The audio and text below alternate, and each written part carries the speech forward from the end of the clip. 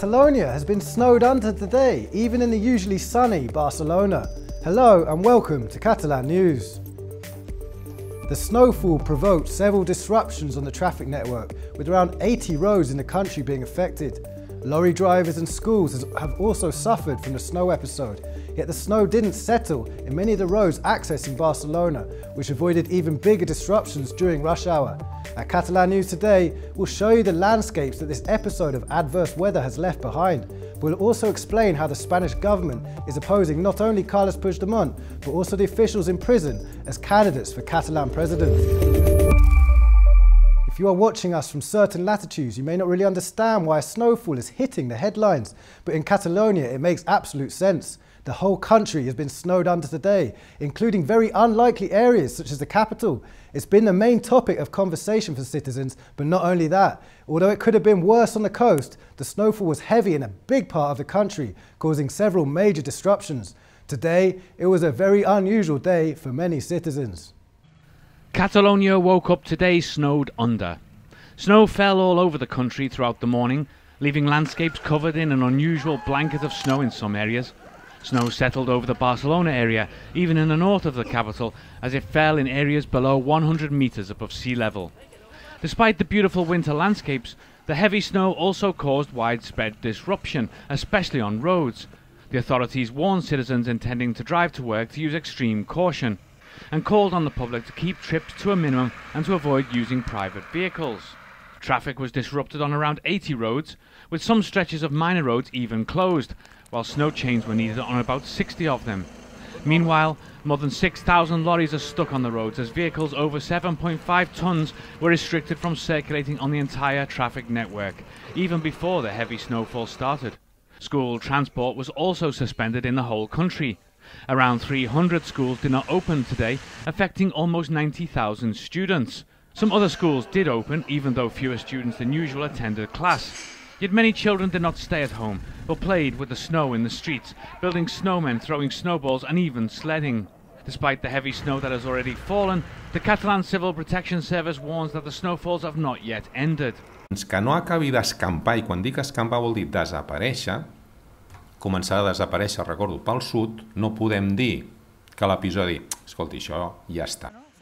Yet, those wanting to enjoy the snow should make haste, as it will not settle for long in areas near sea level. Temperatures are now on the rise, and in many areas the snow is already turning into rain.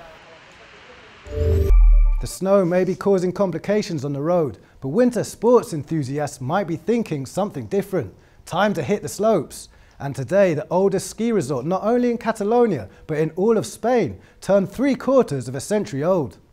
High up in the Catalan Pyrenees, bordering with French Catalonia and Andorra in the county of La Cerdanya, lies La Molina Ski Resort.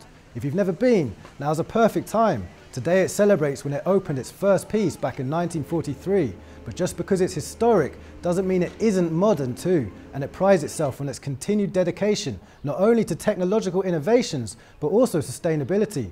Currently, with more than half a hundred pieces, it generates 90 million euros in revenue annually for the country, creating jobs and activities that go on all year round.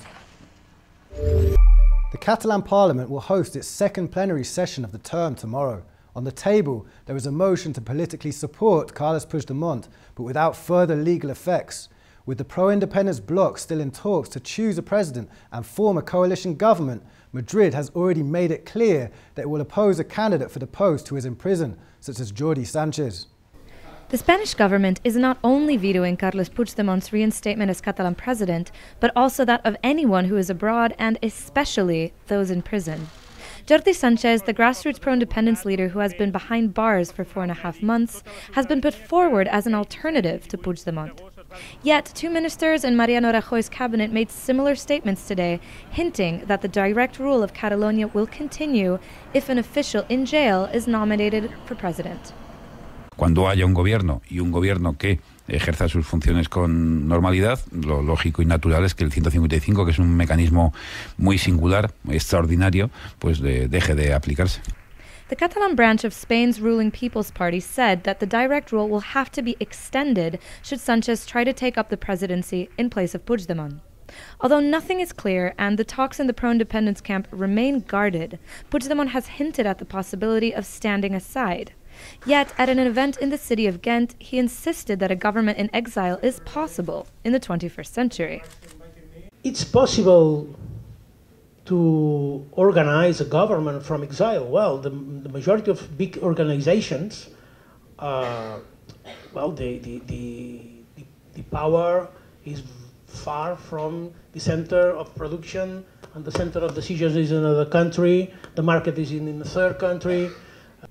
At the same event, he also said that a deal is very close. In fact, tomorrow the Catalan Parliament will hold a plenary session with a motion of support for Puigdemont on the table. The pro-independence parties are expected to vote in favor, with the unionists against it. Yet the Spanish Justice Minister said his government is unlikely to appeal. The reason? The motion has no legal effect.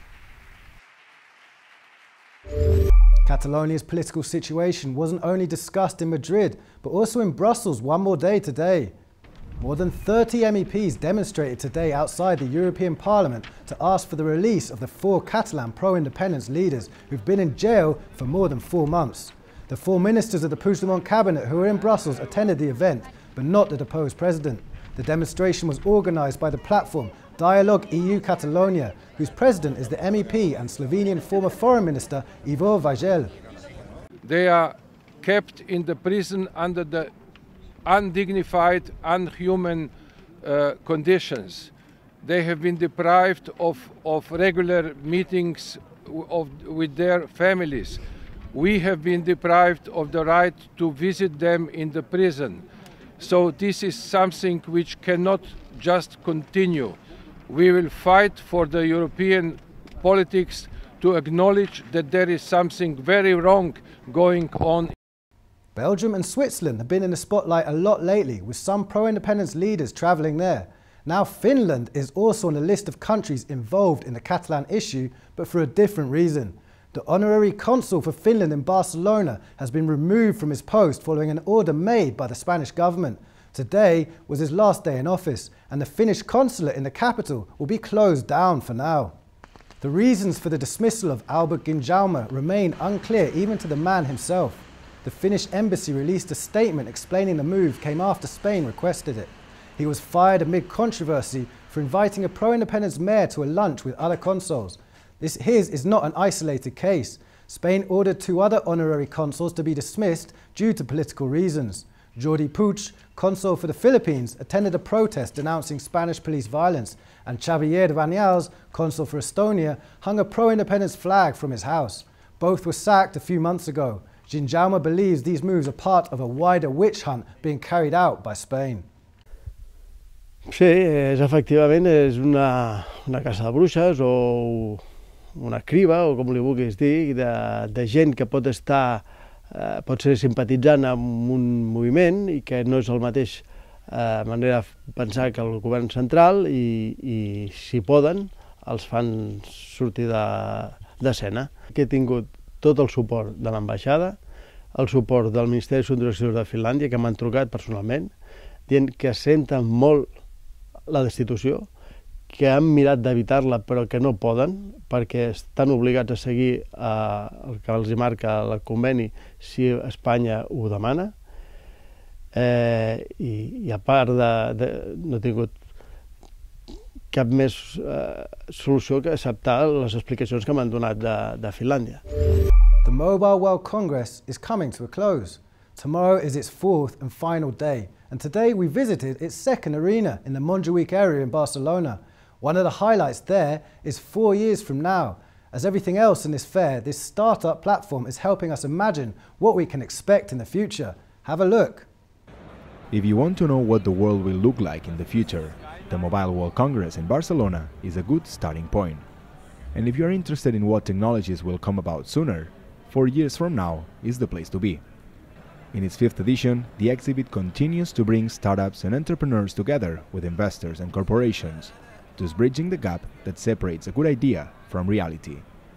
Almost 20,000 professionals from all over the world are attending the event, and Catalan startups are not missing the opportunity to show off their most innovative solutions. The concept is so simple. One day I cook for you and another day you cook for me. It's a community-based project for companies, universities and co-working spaces. So we help people to organize their daily food. For example, if you cook for 3 people, you're gonna be able to eat 3 days more without doing anything else. It works with points, not with money. So you earn 1 point. 1 point is 1 dish, so you can use it for eating other days. The Catalan government has provided space for 32 Catalan startups. Meanwhile, Barcelona Activa, launched by the City Council, is boosting the economy at the local level too, and providing opportunities for all kinds of ideas. Of Alepic. Alepic is a social e-commerce for sportsmen, for the guys that practice sports, and we want to inform and want to give the opportunity to buy the sports products you see in the social media. So this is Alepic, the place for sport explorers. Some entrepreneurs have managed to make the most of this opportunity and are going home with dozens of offers from all around the world. Such is the case of Napbox, a booth that you might soon find in airports, train stations and events like the Mobile World Congress. As you can see, Napbox has all the facilities to enjoy a wonderful nap. Here you have a foldable table, you can also charge your phone or watch the TV, and when you're ready to sleep, you can turn off the lights and enjoy your nap. Along with the 4 years from now exhibit, augmented reality and artificial intelligence are some of the other highlights of the Mobile World Congress. They are no longer things of the future, but now part of our present as well. In fact, the organisers of the Mobile World Congress believe they are 2 of the main vectors of innovation this year. Once the realm of science fiction, augmented reality and artificial intelligence are now being incorporated into handheld devices such as mobile phones. One of the major companies exhibiting its newest release in augmented reality was Huawei. At its stand, attendees were able to see virtual versions of themselves on the flat screen. Another app for Androids on display came from the company Arcor, allowing users to see how furniture and carpets will look like in their own homes before making a purchase. To finish today's show, we're going to leave you with some of the best images from the unprecedented snowfall throughout Catalonia. As you've seen, most of the country has been covered in a blanket of white powder. So stay warm and enjoy these photos, which could well be postcards. The weather's going to get better, and we'll be back tomorrow for more Catalan news.